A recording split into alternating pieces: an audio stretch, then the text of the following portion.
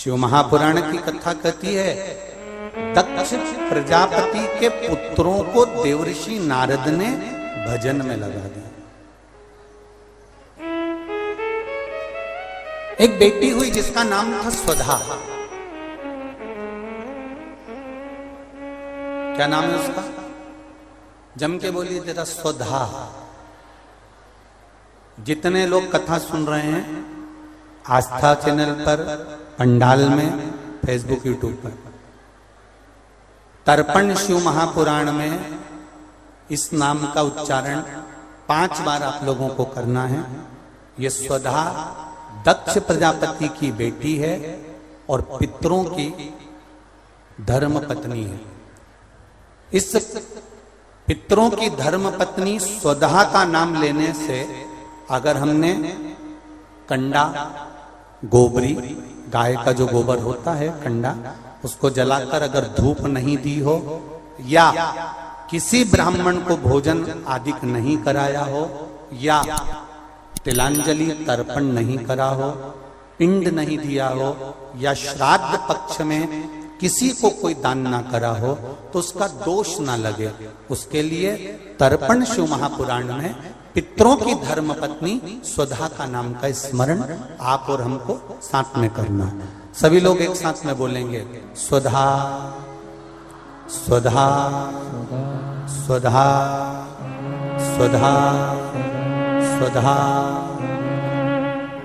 बस ये 5 बार जो उच्चारण आपने पितरों की धर्मपत्नी स्वधा का करा है, जिस समय पर पितृलोक से आर्यमा देव के साथ में हमारे यहां पर आते हैं। और मेरा बहुओं से निवेदन है, बेटियों से निवेदन है, माताओं से निवेदन है, मान लो आपको कोई ब्राह्मण देवता ने कहा कि आपके यहां पितृदोष है, आपको कह दिया कि पितृदोष है, तो आपको घबराना नहीं है कि महाराज जी मुझे क्या करना पड़ेगा। पितृदोष है, एक चावल का दाना घर में से लीजिए, हथेली पर रखिए, पानी का जो मटका होता है, हंडा होता है, पानी का जो मटका है, हंडा है, जहां पर रसोई घर में तुम पानी रखते हो, उस हंडे के पास में, मटके के पास में उस चावल के दाने को लेकर जाइए, अपने पितरों का स्मरण कर कर स्वधा स्वधा स्वधा स्वधा स्वधा 5 बार बोलकर शंकर भगवान के शिवलिंग पर, तुम्हारे घर में शिवलिंग हो तो घर में, और अगर मंदिर में शिवलिंग हो तो मंदिर में, उस चावल के दाने को चढ़ा दीजिए। कैसा भी पितृदोष होगा समाप्त हो, मात्र स्वधा का स्मरण बहुत।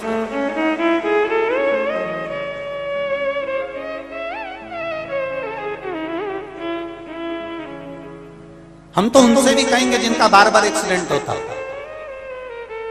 जो बार बार गिरते पड़ते रहते हो, बार बार एक्सीडेंट होता हो, बार बार उनको चोट लगती हो, बार बार, और उनको भी कहेंगे जिनको सर्दी की बीमारी या दमे की बीमारी या श्वास की बीमारी, उनसे भी कहेंगे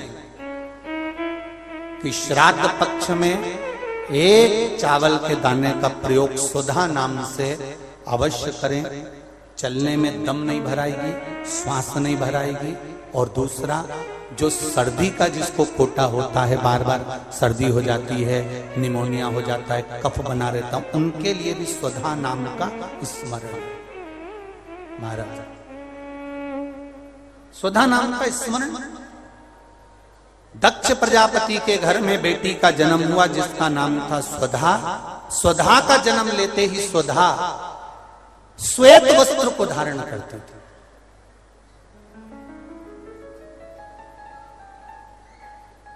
कोई वस्त्र अगर स्वधा पहन रही है तो श्वेत वस्त्र धारण कर। एक दिन माता प्रसूति ने स्वधा को बुलाया। स्वधा आप इधर आओ। स्वधा आई। हाँ मां। बेटी, जब घर में इतने सारे आभूषण हैं,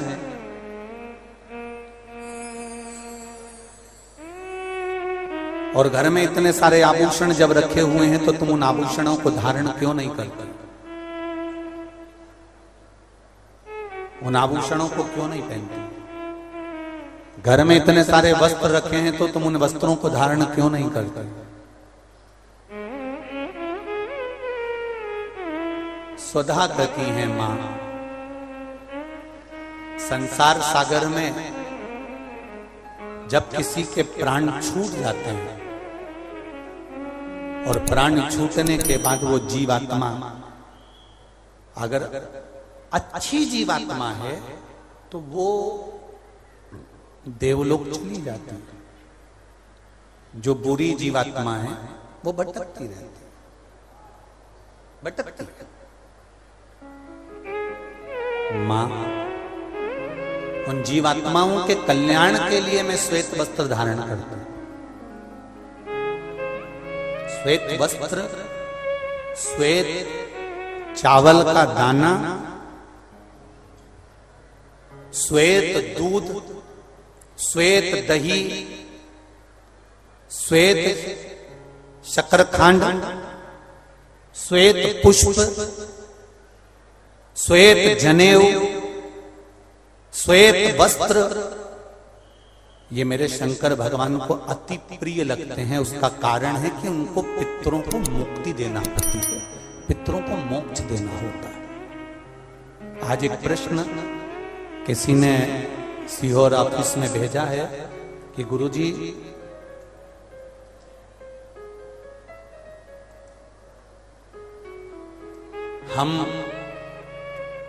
हमको श्राद्ध पक्ष में हम जो ब्राह्मण को भोजन कराते हैं या हम किसी को भोजन कराते हैं तो वो हमारी जीवात्मा को क्या वो मिलता है?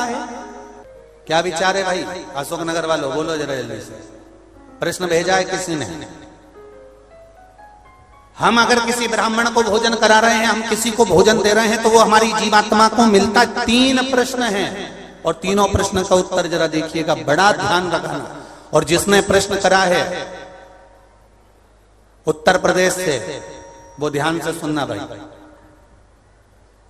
हमने ब्राह्मण को भोजन कराया, हमने संत को भोजन कराया, हमने गुरुजी को भोजन कराया, तो वो मिलेगा? पहले तो ये अंदाजा करिए कि आप भोजन दादा ससुर के नाम से करा रहे हो तो दादा ससुर का नाम लेना पड़ेगा। बोलो सही है कि गलत है? गोत्र बोलना पड़ेगा। उसका कारण क्या होता है कि हमने पत्र लिखा और ये पत्र लिखकर हमने इसको मोड़कर हमने वो डाकघर के डब्बे में डाल दिया। हमने नाम लिखा, पता लिखा, पिन नंबर लिखा, एड्रेस पूरा लिखा, मोबाइल नंबर पूरा लिखा और हमने डब्बे में डाल दिया। अब पूरे अशोक नगर में चौराहे चौराहे पर ढेर सारे डाकघर के डब्बे लगे। इन सब डब्बों में से चिट्ठी इकट्ठी होती है, एक जगह पर आती है, बड़े डाकघर में पहुंचती है, बड़े डाकघर में से छटकर फिर एड्रेस पढ़ा जाता है।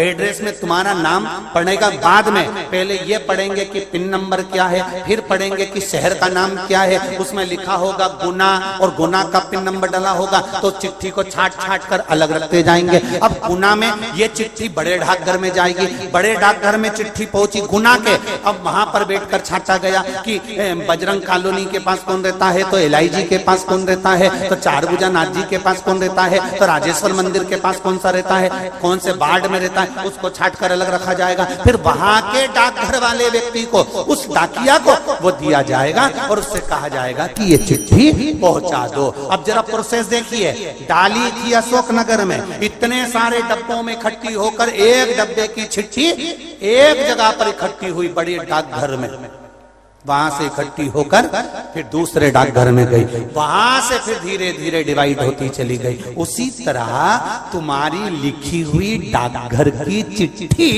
जब वहां तक मुंबई पूना तक जा रही है और सही जगह नाम और एड्रेस है तो सही जगह पहुंच रही है, उसी तरह अगर श्राद्ध पक्ष में तुमने ब्राह्मण को भोजन कराया है, नाम और गोत्र लेकर कराया है, तो वो उस तक पहुंचता ही है, ये निश्चित है, उस तक पहुंचे।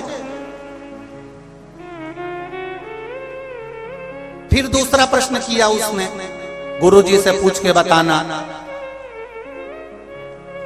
कि गुरुजी तो कथा में कहते हैं कि मनुष्य की योनि छूटने के बाद फिर कौन सी योनि मिलती है किसको मालूम? ये गुरुजी ने कथा में कहा। तो हम भी नहीं कह रहे झूठ की हमने कथा में नहीं की, हमने कहा। तो उसने प्रश्न करा, अगर वो दूसरी योनि में होगा तो तुमने जो भोजन दिया हो सकता है वो सांप बन गया, चींटी बन गया, झिंगूर बन गया, शेर बन गया, तो वो खीर पूड़ी खाएगा क्या? और पंडित जी को तो खीर पूड़ी खिलाने का बोलते हैं। फिर जब वो दूसरी योनि में पहुंच गया तो उसको खीर पूड़ी कैसे मिली? पंडित जी से, गुरु जी से पूछ के बताओ।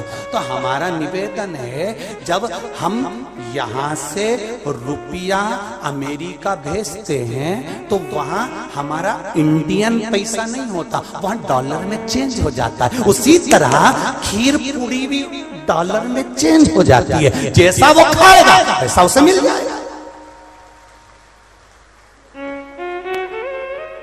जब भारत की करेंसी, भारत का पैसा यहां से डाला आपने अमेरिका, तो अमेरिका में बदल गया, आपने ऑस्ट्रेलिया डाला वहां में बदल गया, आपने कहीं डाला नेपाल ले गए तो नेपाल की करेंसी में बदल गया। जब यहाँ का रुपया वहां पहुंचकर वहां के रुपये में चेंज हो जाता है, तो हमने जो खीर पूड़ी ब्राह्मण को दी है और तुम्हारे यहाँ का वो जीव सांप बना कि झिंगुर बना कि शेर बना कि गीदड़ बना, उसको उस रूप में जो वो खाता होगा उस रूप में मिल जाता।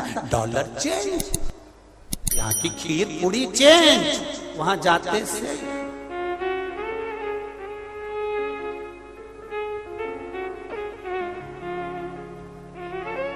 फिर तीसरा प्रश्न लिखा, अगर हमारे घर के पूर्वज शिव महापुराण की कथा सुन सुन के तर गए तो फिर हम श्राद्ध काय को करें? उनको तो मिलेगा ही नहीं, वो तो वैकुंठ पहुंच गए, फिर उनको श्राद्ध में भोजन कराने से मतलब क्या?